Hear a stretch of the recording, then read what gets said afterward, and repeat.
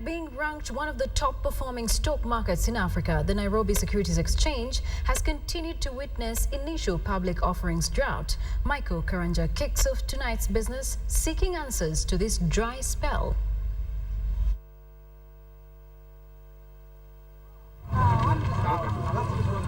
Long lines at brokerage firms characterize the appetite Kenyan investors had in owning a piece of some of the biggest companies in the country.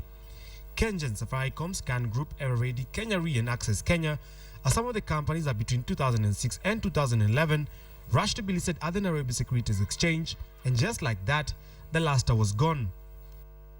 Companies wishing to list have to meet some stringent Capital Markets Authority regulations, which also open up the company to public scrutiny. Companies also have to part with huge sums of money to meet CMA obligations that have seen firms opt for other avenues.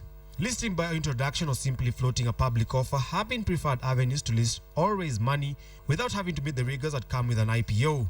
When a company has a distinct advantage, strategic advantage, and opening it up to the public will make it lose its competitive advantage, and therefore they would want to stay away from the market in general.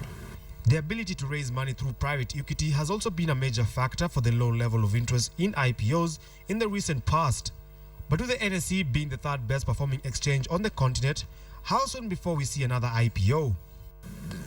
They don't expose them to scrutiny of CMA, whose compliance costs are pretty high, and of course also the deal is done quickly, so realization could be much faster through PEs than through the capital markets themselves.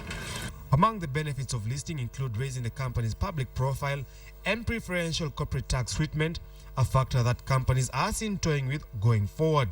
Michael Karanja, KTN Business.